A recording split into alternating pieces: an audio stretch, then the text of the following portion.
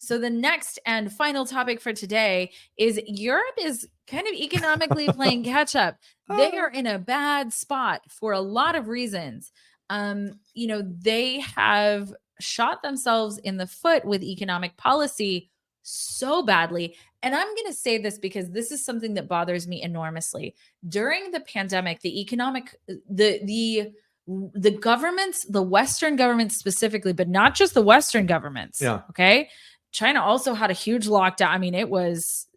Yeah, they did. They did lockdown. That's correct. So right now their economy is stagnant. They're economically. Yeah. Those policies that we forgot because it was a couple years ago. Oh my God. Those policies destroyed the Western economies from what the economists that I have followed for years, they said this was going to happen. And here we are, and it's happened. And I want the world to remember that those policies are causing what we have now, according to the top economists. And actually, tomorrow we're going to be diving deeper on Rumble on this topic. Yeah, I remember. We'll talk openly tomorrow. Make sure you guys join us tomorrow for Rumble. There. Yeah, see the link below, because we're gonna be digging deeper into really the link between this mandate now that we are starting to see here in the US, and how that can sort of degrade the economy by design. This by design. Because the US economy and Europe's economy cannot take another one of these. We just can't. I mean, it'll absolutely destroy the Western world to have that happen again. And I have some info I won't disclose here. I'll disclose it tomorrow. So Rumble, there's the link is in the is on the screen if you guys want to check it out. Yeah, so I hope you can join us tomorrow. So now let's talk about this G20 summit. I'm sorry, G20 summit. Europe's economy. My mind is really zooming at that, because I like to. The way I've always done it is the idea of always thinking ahead as to what lies ahead. So European Union. Yes. You know why the economy of Europe is sinking big time across the board. You look at certain countries in Eastern Europe, mainly, if I am to, based on what I looked at in Hungary, to a degree, Romania to a degree, Bulgaria, but the Bulgaria, Romania, the small economies, they don't matter. When you look at the main one, France, Germany, UK, Spain, Portugal to a degree, but those countries, their economy is going down. So the idea that now the European Union thinking about the term that they use is called I have a term for it. Okay. Believe it or not. It's used within the political circles is geoeconomics. Yeah. Geoeconomics. So what does it mean, basically, in a simple term? You think in the geopolitical landscape to the economic outcome. Yeah. That's the bottom line to it. Absolutely. And for this, you can look at it from different angles. Well, I can only give you one example to make a point. Yeah. Niger. Oh, Africa. Absolutely. It makes simple. Would any of this be happening in Niger if they didn't have uranium, if they didn't have natural resources? No, it wouldn't be. No, and this is why the European Union now is considered sort of arguing that nothing is wrong with the EU economy, is still fine. No, it is not. Well, I remember here, inflation was transitory for a long time. Yeah. How long is transitory? Oh, it's still going on. Oh, really? So, and this is, again, you have to think about it in terms of when you take into consideration the multilateral institutions within the EU that advocate for certain international economic relations and so forth. To them, how things are going south so fast that they can control. Yeah, absolutely. I give you the example of the UK. I've talked to some people.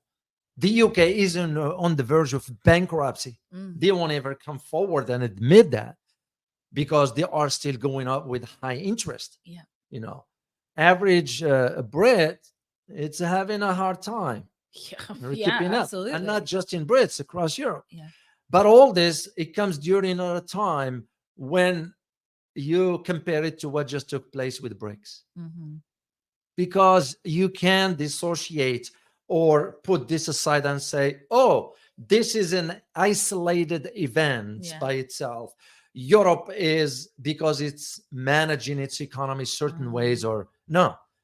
The bottom line to it is the failed policies that the EU has embarked on following the US lead. That is the bottom line. What we have contributed to is two main events. One of them has to do with the blow up of the pipeline, the Nord Stream 2. And the second one is ensuring that the financial trap for Europe by keep sending their resources to Ukraine. Absolute insanity. Straightforward.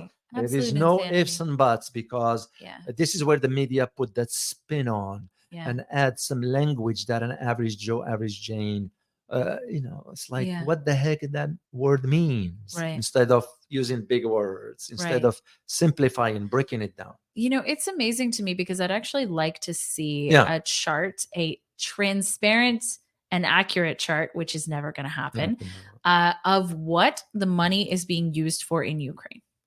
You know what I'm saying? A chart of actually where that money is going in Ukraine, because the money that's flowing into Ukraine is out of Europe. It's out of the US. I read something yesterday, and I can't confirm it. That's why I never wanted to say it 100%, because I need to check on those information. And that's usually, sometimes I get them through my Twitter feed. So, and I have a lot of followers on Twitter. By the way, guys, if you want to follow me on Twitter, I am at the Oualaalou. You can follow me there. I've got a banner for that. There it is. Yeah, there's one there. So there you go. So, follow David on Twitter. If you want the handle, it's Oualaalou. So what happened is, I saw that the numbers of the money sent to Ukraine reached $400 billion. I can't confirm it. I repeat this for the record. I can't confirm that one until I check.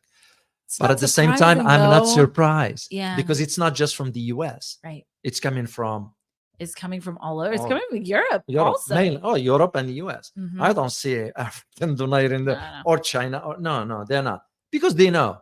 And the question, like you said, where's that money's gone? Where has it gone? And then you start to see on TikTok, and then you start to see, on social media, that the kids of these high-ranking officials are ending up with $20 million whatever it is, right? Living in France, these exuberant mansions, and you say, well, is that where it's going? And if not, where did they get that money? That's true. If their country is this kind of bombed out mess, where are they getting that money? I forget, by the way, the third element to what I said earlier about the money to Ukraine and the blow up of the Nord Stream 2. There is a third element. Okay. The third element is the US trade war with China. That one was aimed at Europe also, because we never wanted to. As a matter of fact, there is now rumors, and I use the term rumors here, that Germany wanted to pivot to China. That's interesting. I believe it. I just, for me, I have to confirm things before I conclusively, my credibility in line here. I can't. But so far, that's what it is. But I can see why. I can see why. Because we wanted to have the trade war with China, not about the US market, not about it, but also to prevent Europe. The same thing we did with Europe, not to get closer to Russia regarding energy. So, and this is why Europe economy now, it's soon, before you know it, BRICS will overtake G7. Well, and Mark my word on it. That's in some ways, in a really big way, they already have. In terms of purchasing power. They have. And the United States is not thrilled about that, and understandably so, right? That is the end of an economic monopoly. And it's interesting, because you don't hear about that very much here, right? You don't hear about the fact that the BRICS countries have now surpassed us in purchasing power. You don't hear about that. No, you won't hear much. All you hear about is, oh, well, we're still on top. We're still the best. The dollar is still strong, which is true. The dollar is still strong. However, we're looking at what is going to happen over the next 5 years, over the next 10 years, over the next 20 years. And how does the world look? And it's you're looking at some very critical negative things that have happened in terms of Europe getting natural resources. We talk about this with the Niger coup, revolution, whatever you'd like to call it. We talk about the fact that there was a pipeline that was supposed to go through there. Yeah. That isn't going to happen anymore. And where was that pipeline headed? It was headed to Europe. Yeah. So this is where that global economic order that was set really after Bretton Woods is coming to an end. Basically, Bretton Woods system era is coming to an end.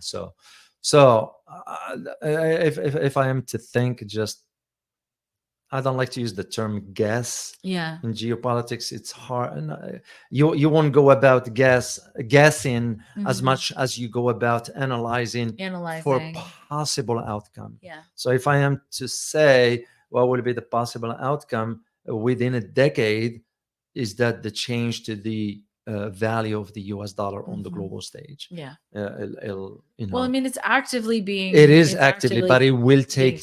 Believe it or not, you looking at It'll 5 to 10 years Absolutely. before. Absolutely. I follow the euro. Euro. I used to travel to Europe back then, and a family in Europe and all that stuff. So you'll convert money to Dutch to German mark, Dutch mark. You'll convert to French franc. You convert to the pound sterling in England and so forth. All of a sudden, with the euro, well, you got one come by, but it took them 9 years.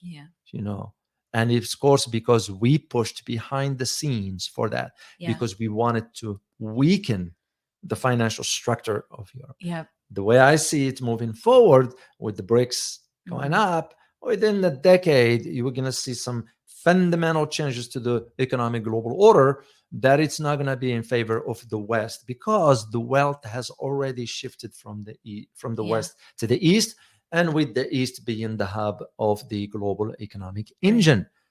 This is what the reflection of what those 40 countries that are wanting to join BRICS mean.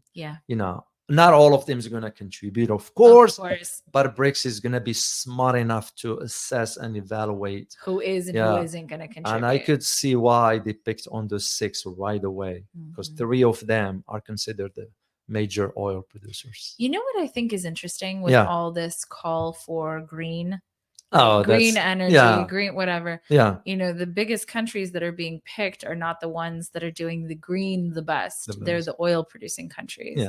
So I just want people to pay attention to that the big power players are picking oil producing countries.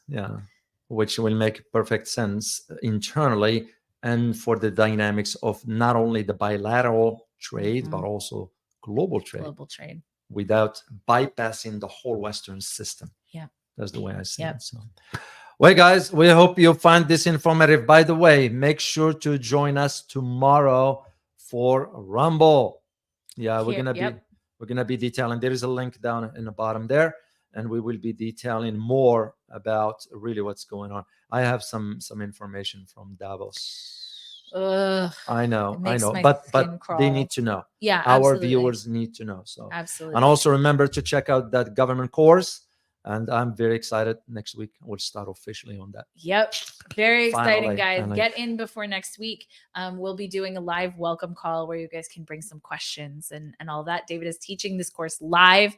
And at the end of every single class, so there's 8 classes, and at the end of every single class, there's a Q&A. So you guys can interact with David. And, I might pop on also, but with David directly. So I think that's a kind of a cool deal. Perfect. Well, we look forward to seeing you guys tomorrow. As always, prepare yourself for the changing world order. Till next time. Bye-bye.